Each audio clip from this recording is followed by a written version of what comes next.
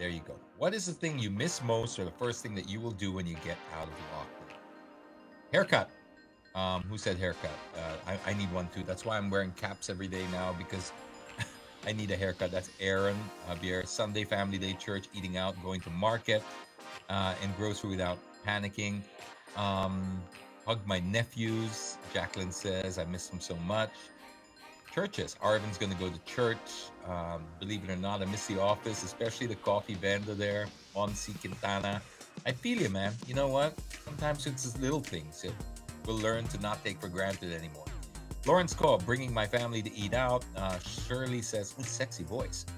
Thank you, Shirley. Or C D Shirley. Um, who else? We'll change our aircon to LG. Yeah, man. That's it. That's it. You rock.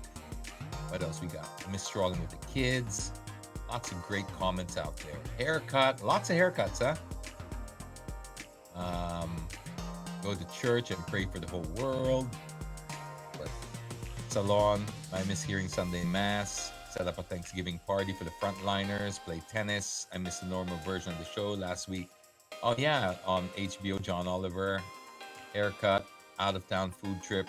Find a job that won't disappear due to issues like this, and insurance for my daughter just in case I die early. These are some of the realizations that people are learning right now from this, is to insulate yourself from this ever happening again. Are you protected? I've found so many areas where I was vulnerable, which now I'll need to actually, look at again. And I mean, a lot of my work was live, and I've lost, of course, a humongous chunk of income doing that or not doing that. Also, social media slowed down as well a lot, so I have to look at other revenue sources and business models and stuff. So it's going to force me to be more aware of creating passive income, creating opportunities or income that is not so sensitive to things like this, to situations like this. Because as I was talking to Chinky earlier, it's not just COVID-19 or pandemics in general. I mean, imagine if this was the big one. I keep thinking about that. If this was the big one with no electricity, no running water, definitely no transportation, etc., we would be on this lockdown, but much worse. I mean, like 100 times worse.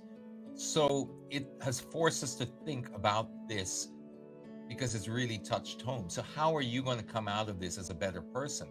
I know a lot of people say that this is punishment for what we've done, and that's also one good way of looking at it. I can see the logic in that, but personally, I'm a glass kind of half full kind of guy. So I like to look at it as this is nature's way, not necessarily to punish us, but to prepare us for the next level of humanity. We are always evolving. We always need to learn and acquire new skills and push ourselves to innovate so we don't evaporate, as Chinky says. Government now can look at this instead of everyone investing back into Metro Manila on how to move people around and how to solve the problems with the Metro Manila. Start spending that budget on spreading people out. Get them out there. Because that's also going to address the same issue. So it's a theory of spending on prevention rather than cure, or at least spending a balance in between, a 50-50. Because you can come up with all the vaccines in the world. You'll never get ahead of the curve because you can't develop a vaccine really for diseases that haven't been invented yet. So you will always be threatened by pandemics. You will always be susceptible and threatened by natural disasters. How prepared are you as a nation, even as the world? How prepared are you? The more we converge into city centers like Manila and Tokyo and New York and all that, the more vulnerable we become to things like this, because we make ourselves more vulnerable to pandemics. We also make ourselves more vulnerable to natural disasters because of evacuation and managing it. So this is perhaps nature's way of telling us to spread out. This is probably nature's way of saying, guys, you weren't designed to live in high density situations like this. Human beings were never really designed for this, if you think about it. We were designed to operate well in little communities and villages. That's how we operate at our best. Because once we hit a certain number, that's where conflict happens, because that's when you get a power struggle. That's when you create all sorts of problems because you have lower tolerance for one another, simply because there's just too many people to be tolerant of. So then you become unforgiving, you become less humane because you become numbers rather than people. You don't tend to look at your neighbor as a person, but just as another statistic, another person taking up either resources that could be yours. This is what happens when you put people into tight, closed quarters like this. Then you have transportation issues. Then you have other social issues. If we start spreading out, we will be able to address a lot of these issues. And if you think about the only reason why we actually converge into city centers, it's because of a very outdated model. At least that's how I look at it. We only used to do this because that's how our cities were started up. You go back to the 1500s and stuff like that when they would set up near a port so that they could have access to trading, and everyone moved around there because it was advantageous. Because the closer you were to the port or to the city center, the less distance you had to travel to get your goods and the less expensive it became, etc. But now that we've solved those problems with e-commerce and communication and all these other ways that we can get around it, why are we still doing it? Well, I'll tell you why. It's habit. We're just creatures of habit. Humans are like that.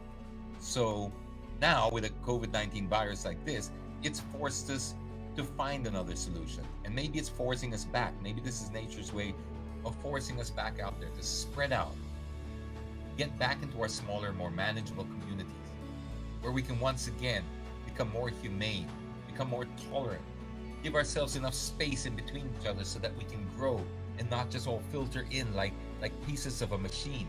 That's how they program us, because that's what's advantageous to a government, is to keep us all in one machinery and as close knit as possible. But we're seeing that that's not sustainable. And because we're lazy and we tend to procrastinate, we fear change, we don't do anything about it. So when something like this, as drastic as this, comes up, well, now's the opportunity. Also, I also begin thinking a lot about things like how this will impact our educational system. I think it's a wake-up call for our educational institutions as well, that you cannot just work off that old, outdated, and redundant model of trying to convince people you need to spend a third of your life in an educational facility so that you can spend the next third of your life trading off what you learned in that educational facility. So basically, we're telling you, if you spend the first 25 years in school, you can spend the next 25 years earning from what you learned in school. Even if we don't know what the world's going to be like in 5 years' time, we're telling people, well, no, we'll train you for the next 25, 30, 40 years. Yeah, no problem. We know what we're doing. No, you don't. I mean, yes, the basics are important. I'll give you that. The math and the science and of course, I'm not saying to take all of that away. Definitely not. What I'm saying is the approach to education has got to change to focus a lot as well on how people should cope and pivot. Because chances are you're not going to have the same job in 5 years time. You probably go through 4 or 5 or 6 careers in your time.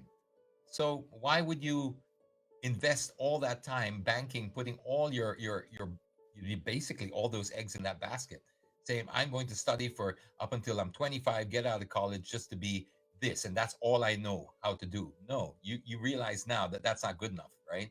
The modern world is a different world we live in. You cannot just be a bookkeeper or a librarian or one profession for the rest of your life unless you are really one of those essentials like frontliners, hospital workers, surgeons, etc. But a lot of jobs, you can see how you're going to have to learn to pivot. And that's what I think I would like our educational systems and institutions to focus on. That's what we were talking about. So please, if you could get a chance to catch that, I'll post it as well when it comes up. We had a really nice conversation.